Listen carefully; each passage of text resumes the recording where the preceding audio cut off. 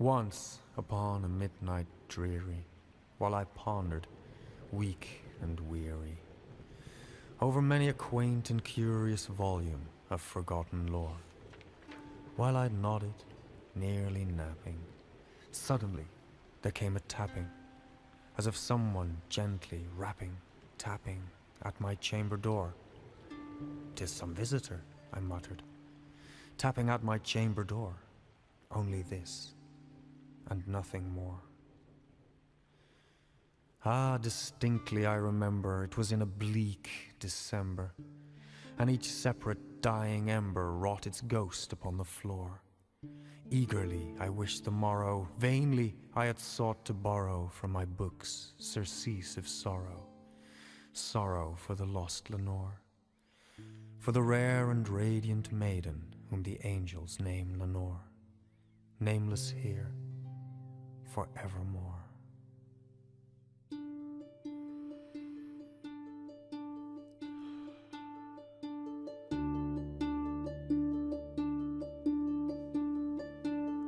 And the silken, sad, uncertain rustling of each purple curtain thrilled me, filled me with fantastic terrors never felt before. Presently, to still the beating of my heart, I stood repeating, "'Tis some visitor entreating entrance at my chamber door. Some late visitor entreating entrance at my chamber door. Merely this, and nothing more."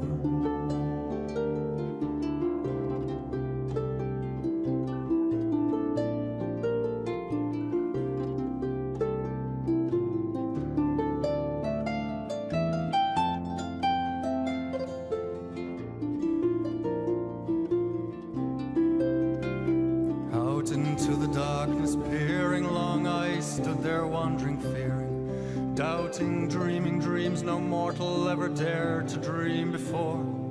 But the silence was unbroken, and the stillness gave no token, and the only word there spoken was the whispered word Lenore.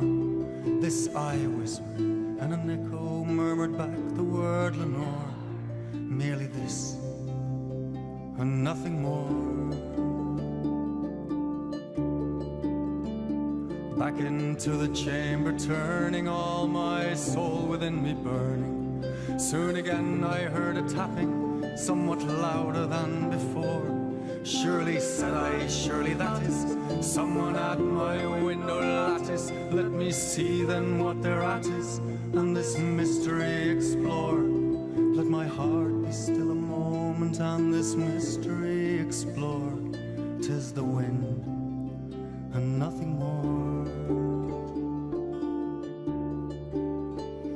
Open wide I flung the shutter, when with many a flirt and flutter, in there stepped a stately raven of the saintly days of yore. Not the least obeisance made he, not a minute stopped or stayed he, but with mien of lord or lady, perched above my chamber door, perched upon a bust of Eris, just above my chamber door, perched and sat, and nothing more.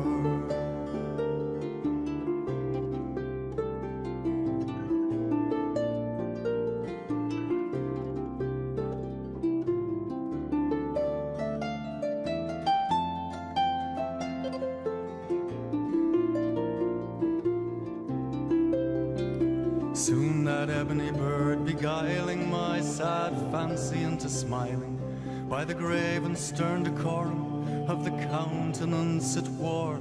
"Though thy crest be shorn and shaven, thou," I said, "art sure no craven, ghastly, grim and ancient raven, wandering on the nightly shore.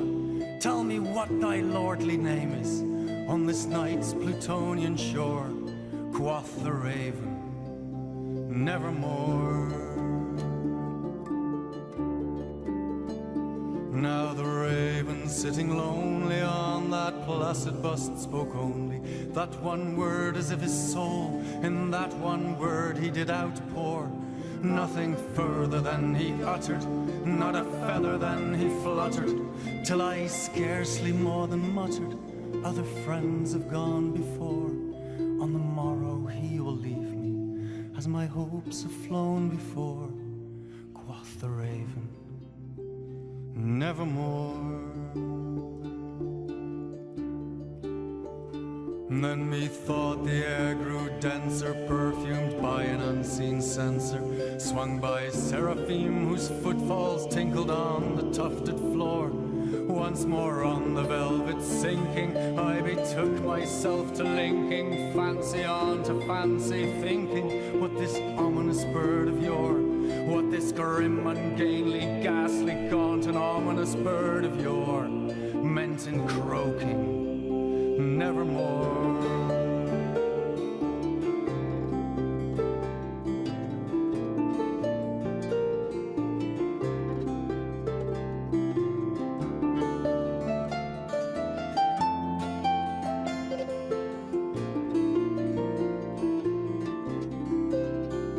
Prophets said I a thing of evil, prophets still if bird or devil, whether tempter sent or whether tempests tossed thee here ashore, desolate yet all undaunted on this desert island, chanted on this home by horror haunted. Tell me truly, I implore, is there balm in Gilead? Tell me, I implore, quoth the raven, nevermore.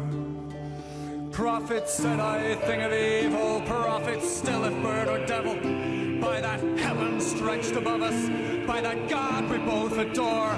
Tell this soul with sorrow laden, if within the distant Aidenn it shall clasp a sainted maiden, whom the angels name Lenore. Clasp her air and radiant maiden, whom the angels name Lenore.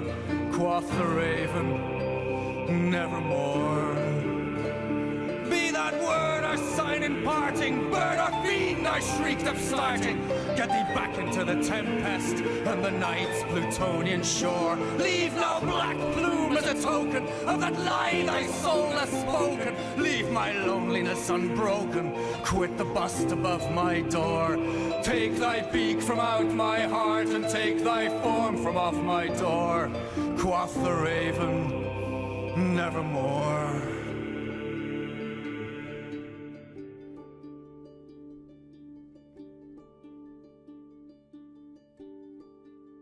Now the raven, never flitting, still is sitting on the pot bust of Eris, just above my chamber door, and his eyes of all the seeming of a demon's that is dreaming, and the lamplight o'er him streaming throws his shadow on the floor, and my soul from out that shadow that lies floating on the floor will be lifted